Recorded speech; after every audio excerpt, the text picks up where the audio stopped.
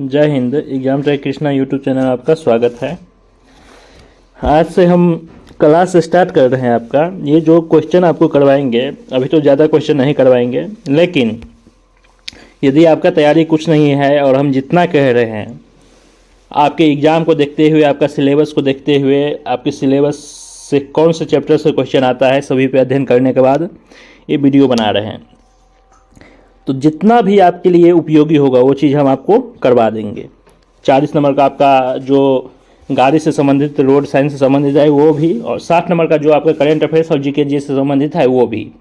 हमसे यदि आप जुड़े रहते हैं और जितना हम कहते हैं, जितना नोट्स देते हैं, जितना पढ़ाएंगे, वो सभी यदि आप ईमानदारी से याद करेंगे तो आपको रिजल्ट लेने से कोई नहीं रोक सकता है।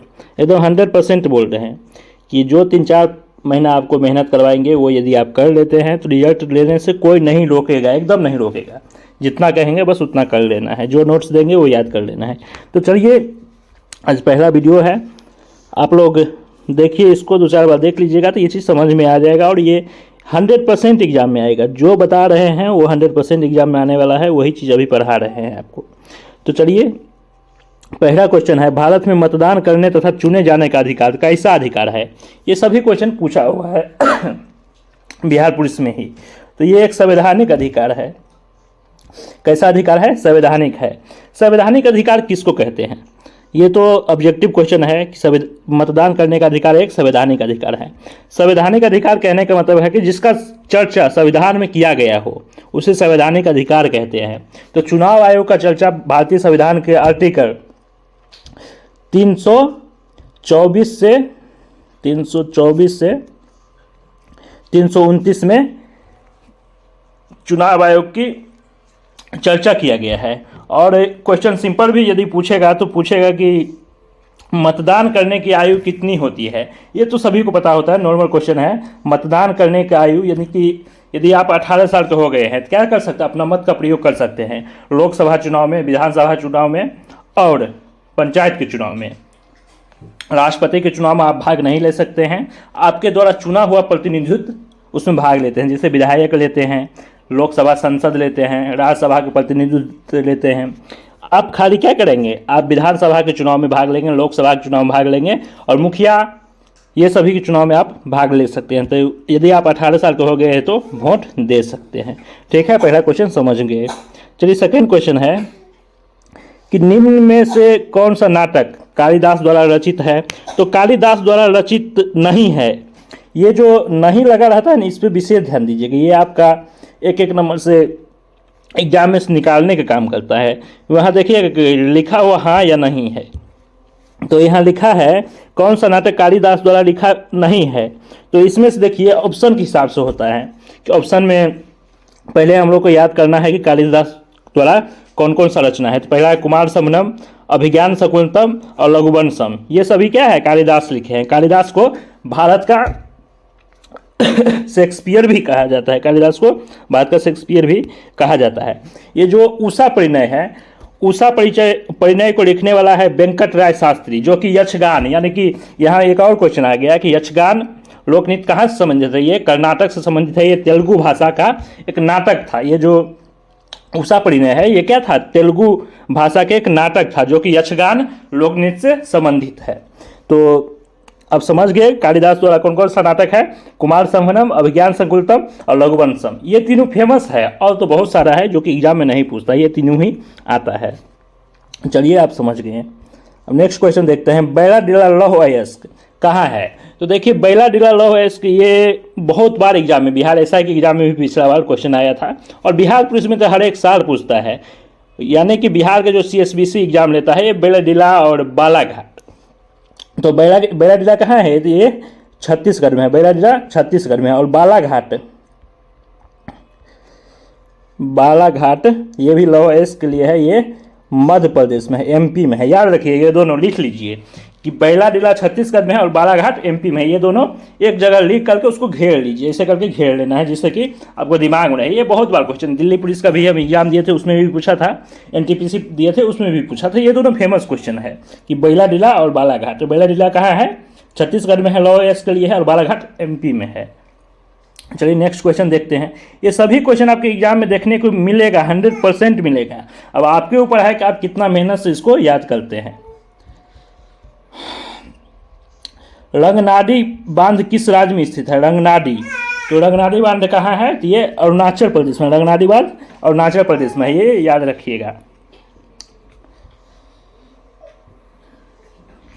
वन अनुसंधान संस्थान कहाँ है? तो वन अनुसंधान संस्थान कहाँ है? ये देहरादून में है।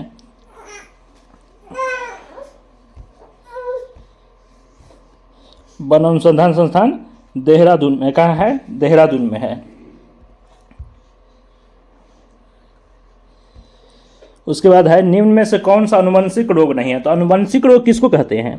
अनुवंशिक रोग कहते हैं जैसे कि अनुवंशिक, जैसे कि मानिए आपके पिता में है, माता में है, दादा में, दादी या नाना नानी में है, वो आप में भी आ गया है, तो उसी को अनुवंशिक कहते हैं। तो अनुवंशिक देखिए, जो ऑप्शन में अनुवंशिक रोग नहीं है, तो ऑप्शन में रतौंधी था, ये रतौंधी नहीं है। तो अब तो हम लोग को ये भी जानना पड़ेगा ना कि अनुवंशिक रोग है कौन कौन सा। हीमोफीलिया, ये क्या है? अनुवंशिक रोग है। बलधानता अनुवंशिक रोग है, जिसको कलर ब्लाइंडनेस कहते हैं। कलर ब्लाइंडनेस होता है जो एक पीढ़ी को छोड़ कर आता है, जैसे कि आपके नानी में होगा तो आप में आया होगा, आपके नानी में होगा तब आप में आया होगा। ये नहीं कि आपकी मम्मी को वो चीज़ नहीं होगा, लेकिन नानी में होगा तभी आप में आया होगा। वही बलधानता हो गया, कलर ब्लाइंडनेस, जिसमें लाल और हरा को नहीं पहचानने की क्षमता होता है, दोनों एक ही कलर का दिखता है। ये स्पेशल जो एग्जाम होता है रेलवे का, आर्मी का या अर्ध सैनिक बल का, वो सब में इसका जाँच किया जाता है। वैसे सभी में किया जाता है, लेकिन ये दोनों में ज़्यादा इंपॉर्टेंट होता है। तो बलधानता समझ में आ गया। और हीमोफीलिया, ये सब क्या है? एक और चर्म रोग, ये सभी क्या है? अनुवंशिक रोग है। रतौंधी अनुवंशिक रोग नहीं है, ये विटामिन की कमी से होने वाला रोग है। रतौंधी क्या है? विटामिन ए की कमी से होने वाला रोग कौन सा है? रतौंधी है। विटामिन ए का वैज्ञानिक नाम क्या है? तो रेटिनॉल है।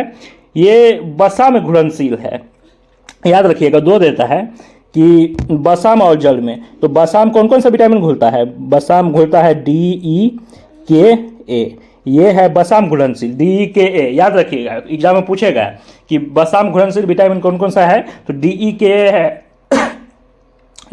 DEKA है।